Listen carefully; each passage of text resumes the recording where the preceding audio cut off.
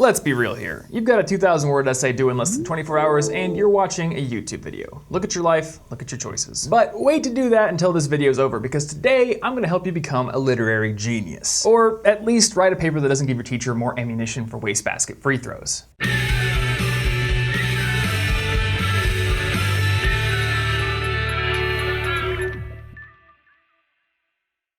Simon Peyton-Jones, researcher for Microsoft, once gave a talk at Cambridge University about how to write a great research paper. In this talk, he advised the audience to start out the paper writing process with a pre-writing phase. Only once that's done should they go to research. Most people do this in the opposite way. They get their idea, they go do a bunch of research on it, and then they write their paper. But I like Jones' advice to go through a pre-writing phase first before doing any research, because it does a couple of very important things. First, pre-writing will dredge up things you didn't even think you knew about the topic. This is something that professional writers know really well. When you spend some quality time writing in a focused state, your brain will make connections and serve up memories you didn't even know you had. As a result, you'll come up with lots of great questions and preliminary arguments that might just make it into your final draft. And this leads directly to the second benefit, which is more focused research. When you go into the research process armed with questions and arguments from your pre-writing phase, you'll have a much better idea of what you're looking for, and you'll spend a lot less time going down pointless rabbit holes. Now, the first thing to understand about the pre-writing phase is that it's not about cranking out a polished paper on your first try. For one, you haven't even done the research yet. But more importantly, a paper is a big project. And with big projects, you need to just jump in and make a mess at first. It's like an artist creating a sculpture out of a solid block of marble. Any good artist knows that it's much easier to hammer out the basic features right away instead of trying to jump right into the detailed work. And at first, the results are going to be a mess, but it's much easier to hone a mess into something great than to turn a solid block of marble into a masterpiece on the first pass. So let's get into the details. Personally, my pre-writing phase usually takes the form of a brain dump. Now, this is not an attempt to write a coherent paper. Instead, it's just a chance for me to get all my thoughts onto a piece of paper or into a document on my note-taking app. When I do a brain dump, I'll open a new document, set a Pomodoro timer for 25 minutes like we talked about in that procrastination video, and then I just start writing. Specifically, I'm looking to pull basically everything I know about the topic out of my brain, as well as identify any questions I might have. I'll also list out any main points I think will be important to cover, and finally try to think of any specific external resources that might be useful to look at during the research process. Once you've done a brain dump, it's time to move on to the research process. Now, the biggest pitfall that most students deal with here is the tendency to get stuck in this phase forever. The author Cal Newport calls this research recursion syndrome. You get stuck in a loop of constantly looking for yet another source. In his book, How to Become a Straight A Student, Newport lays out an algorithm of sorts for ensuring you don't get stuck in this loop. First, you find your sources. Now, you'll probably find most of these at the library or on the internet, but it's also possible that you find them in an ancient temple full of booby traps. Pro tip, most teachers agree that being impaled by hidden floor spikes is not an acceptable excuse for turning in your paper late.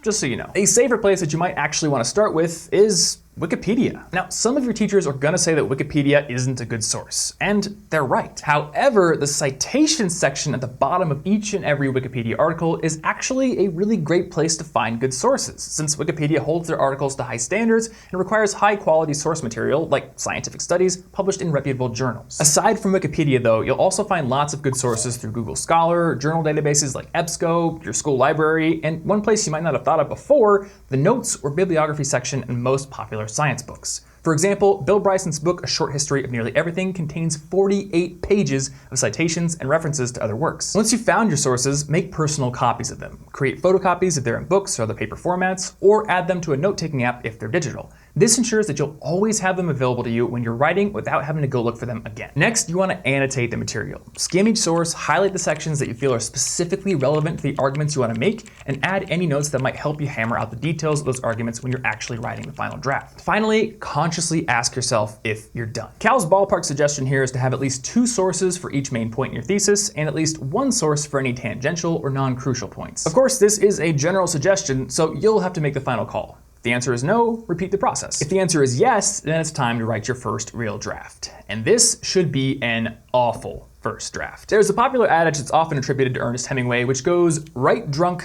edit sober. Now, there are more than a few things wrong with this quote. First, Hemingway never said it. It's actually a pithy rephrasing of a passage from a novel called Reuben by Peter de Vries. Secondly, Hemingway definitely didn't write this way, even though he was a guy who definitely drank a lot in his spare time. However, it's still a useful piece of advice as long as it isn't taken literally. What it's actually getting at is the usefulness of letting the initial act of creation be free of scrutiny and restraint. And this is important because one of the most difficult problems that writers deal with is perfectionism. To the thought bubble. Let me get real with you for a second. This video you're watching right now, creating this has been a dream of mine for years. Crash Course was one of my biggest inspirations for becoming a YouTuber in the first place. And ever since I started, one of my biggest aspirations was to be a host on this very channel. I wanted to be a part of the project that inspired me to start creating videos on my own. So I'll be honest, sitting here talking to you, being an animated character, this is awesome. But it's also intimidating because I felt like the series had to be perfect, and that made it really hard to write the scripts that you're listening to right now. However, once I reminded myself that they didn't have to be perfect the first time, the writing became much easier. I knew that my fantastic editor Meredith would help me hone each and every script into something truly great before I actually had to deliver it on camera.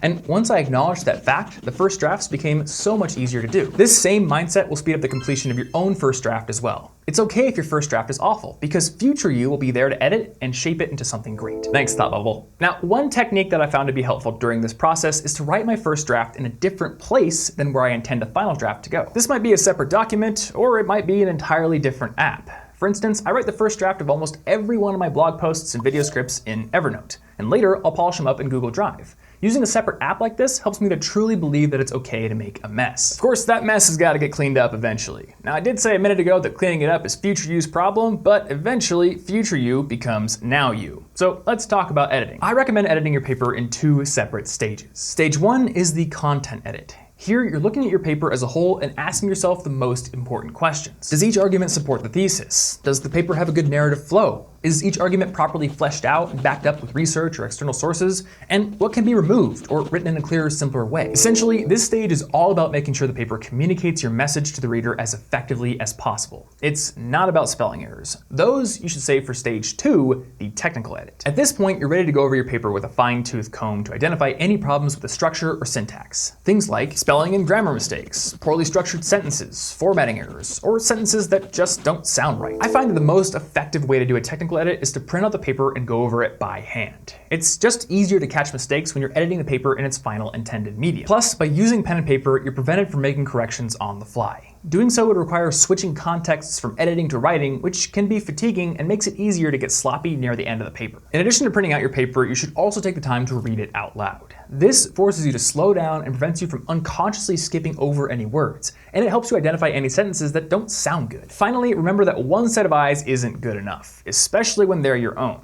To make your paper truly great, you need to let other people look over it and get their feedback. Simon Peyton Jones has some more good advice here. First, realize that each person can only read your paper for the first time exactly once. Just like I can never experience the magic of Zelda Breath of the Wild for the first time ever again, single tear, nobody can ever read your paper with fresh eyes twice. So be strategic with your reviewers. Let a couple people read the first draft and keep other people on deck for the final one. Secondly, make sure to explicitly ask for the kind of feedback you actually want. When people aren't given direction, they'll naturally gravitate to looking for spelling and grammar errors, which aren't nearly as important as the big elements, like whether or not your arguments even make sense. Finally, after you've gotten your feedback and finished both stages of editing, print out your final draft and give it one final read through from start to finish. If everything makes sense and nothing sticks out as glaringly wrong, give yourself permission to be done.